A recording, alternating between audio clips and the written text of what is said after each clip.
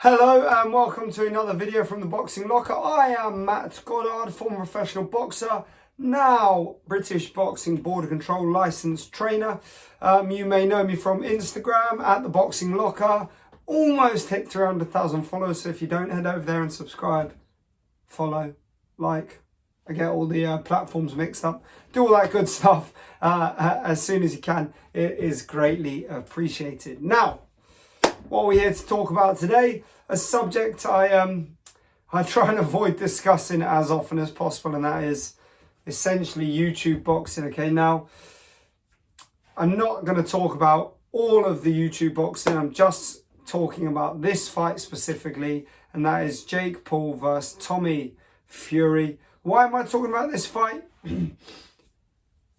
A, because Fury is a licensed pro boxer. For the first time, Jake Paul is actually boxing a boxer. B, because Jake Paul is doing great things with his promotion in boxing, giving Amanda Serrano and others exposure, which is a good thing.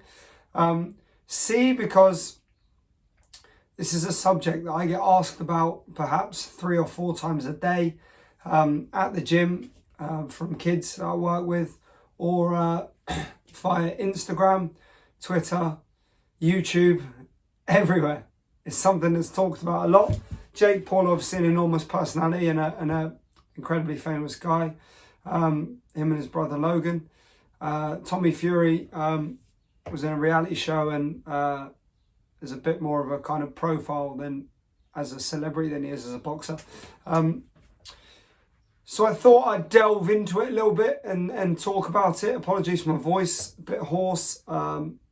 I've actually got sinusitis and a bit of a cold at the moment, so still my head in. But with that being said, let's proceed to talk about the fight. This is a good fight. It's actually a closer fight than it should be. I think Tommy Fury is lackluster in his commitment to boxing. I don't think he has a great boxing skill set. He's not widely experienced. He's not used to boxing guys that are the same size as him. Most of his opponents have come up from the weight below. That's not necessarily a bad thing. You know, in British boxing, there's a real heart of boxing that comes from the journeymen that help people to build their experience, get used to crowds, develop their skill set and their style. But, you know, that doesn't mean you're going to be able to perform on the platform that Fury will be competing on against somebody like Jake Paul, who is immensely confident. What do we know about Jake Paul? He's looked good. He's looked like he's improved every time. By good, I mean comparative to people that have never boxed in their life, which he hasn't. He seems to take his training very, very seriously. He works with professional boxers, professional trainers, the best strength and conditioning teams, nutritionists. He basically treats boxing in the way that most young professionals, if they could afford it, should or would or should, could, would, should, could, would, should. Ed Wood, bloke with 2 wooden heads. Ed Wood. Anyway, delved into a little bit of humour there. It didn't go well. I'm probably going to avoid that in the future. Anyway, yeah, so how's the fight going to play out? Jake Paul, good power, good concussive power.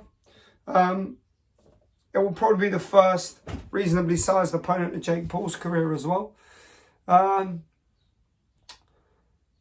We don't know if Tommy's got a good chin. We don't know if he can apply any sort of boxing nous or skill set to any kind of opponent who's coming there to win. He's been told that he will be disowned from the family and never box again if he loses, by his brother Tyson, who is of course the lineal and WBC heavyweight champion of the world. And by his father, John Fury, who is, of course, the loudest person in boxing, and loves taking his shirt off, which is always pleasant. It's not. Yeah, the motivation is probably more on Tommy's side. he probably needs to win a lot more. If Jake Paul loses, he's got a ready-made excuse, you know. He's only been boxing for 3 years or so, 4 years, whatever it is, and is not a professional boxer. Tommy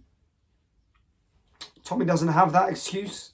It will be difficult for him to justify a loss to a guy, as I say, who's only been boxing for 3, 4, 5 years. And that will be embarrassing for him as a Fury, as a professional fighter. And it really does diminish the kind of value of the boxing world from my perspective if he loses. So for that reason, I really hope he doesn't. But I've just got a sneaky suspicion that Jake Paul's going to take him to war and beat him up. I think Fury's not a big puncher. He's got reasonable power, but he's not a big puncher. He's not a great boxer. He's not got great defense. So he's going to be there to be hit. And Jake Paul throws punches like he's trying to break you in half. And just have this real fear that that's what's going to happen. I think the overhand right is dangerous. I think the attacks to the body are dangerous. And sadly, I can't believe I'm saying this, but my prediction is that Jake Paul actually will have the beating of Tommy, and will go out there and get a stoppage. All of my, every fibre of my being hopes for the sake of boxing that Tommy wins, but I'm just not sure it's going to happen, sadly. So yeah, that's my thoughts on it. I think Jake Paul will establish the jab quite early and start chopping shots over the top.